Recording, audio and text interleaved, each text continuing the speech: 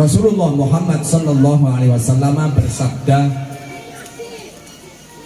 "Idza mata ibnu adama in qata amaluhu illa min thalath, shadaqatin jariyatin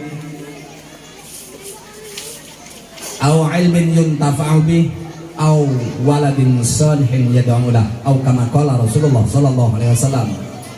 Bu, kalau kita nanti sudah mati,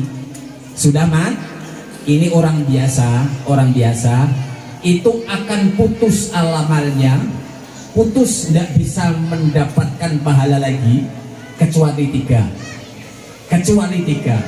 yang bisa masih diharapkan. Kalau ibu nanti setelah meninggal itu masih ada harapan tiga ini. Pertama, sedekah jariyah. Diingat, sedekah yang jariyah. Kita memberikan sedekah ke pondok kah, ke musola kah, ke masjid kah, ke madrasah kah, asal halal, ibu ikhlas, dan itu masih digunakan, selama itu ibu akan mendapatkan kiriman pahala dari Allah Subhanahu wa ta'ala. Seberapa besarnya tergantung berapa banyaknya ibu akan memberikan jariyah atau sedekah kepada yang saya sebutkan tadi. Ingat, harta yang akan kekal dan selalu akan mengalir kepada kita adalah harta yang kita titipkan kepada pondok, pesantren atau masjid, musola, apa saja. Itu yang bisa diharapkan setelah nanti kita meninggal. Akan mengalir selalu. Nanti kalau arisan semakin besar, di situ nanti akan belajar ilmu agama, ibu titip apa, atau di pondok atau di musola, ibu titip apa digunakan untuk ibadah. Itulah yang akan bisa mengalir pahalanya kepada ibu-ibu semua. Mudah-mudahan Allah memberikan kekuatan batin, kekuatan lahir untuk memberikan sesuatu yang kita akan harapkan pahalanya besok di akhirat. Allahumma amin. Termasuk Ibu Nyai Amini. Alhamdulillah, dengan perjuangan semua yang berkaitan, baik perjuangan kepada bini sepuh, kepada tokoh-tokoh masyarakat, inilah tanaman-tanaman yang akan insya Allah beliau unduh besok di akhirat. Allahumma amin. Masya Allah, sedekah jariyah. Siapa yang wakaf tanahnya, siapa yang memberikan bangunannya, kalau tidak bisa dengan amwalikum anfusikum, kalau tidak mampu, tidak punya harta, kita juga mau pahalanya. Allah Maha Adil.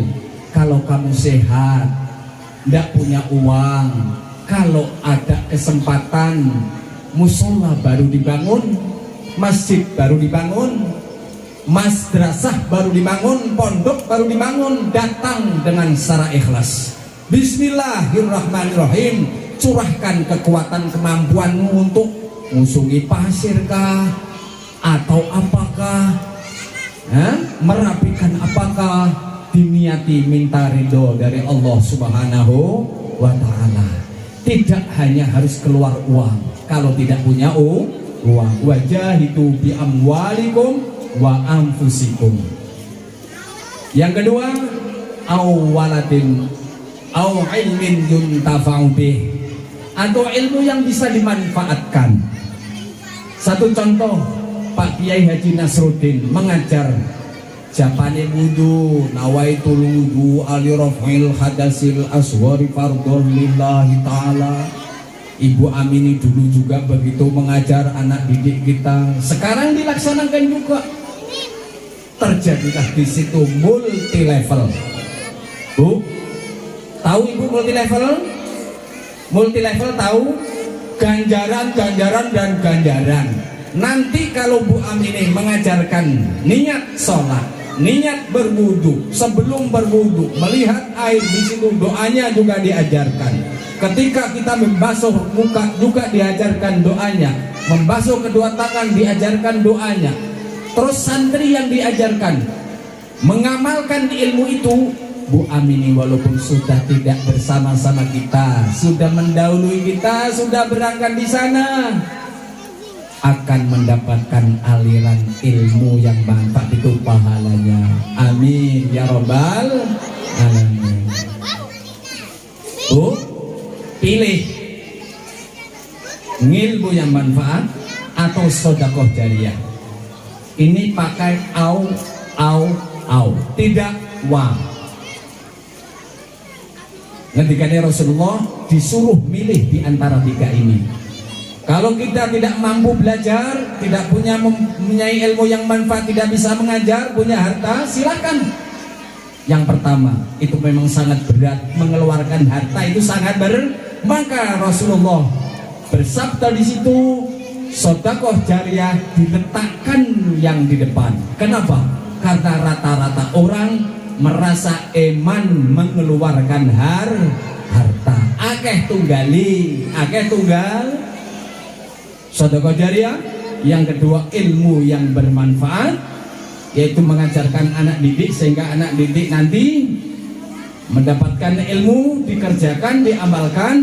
Orang yang mengajar akan mendapatkan keuntungan. Itulah manfaatnya, berkahnya anak, sehingga ringan melakukan beribadah karena tadi awalnya diserahkan kepada kiai dan mendapatkan doa berkah dari kiai. Sekali lagi, kalau ibu punya putra didik, jangan sampai disuruh datang sendirian, jangan sampai tidak diserahkan kepada seorang pendidik, seorang kiai atau ustadz.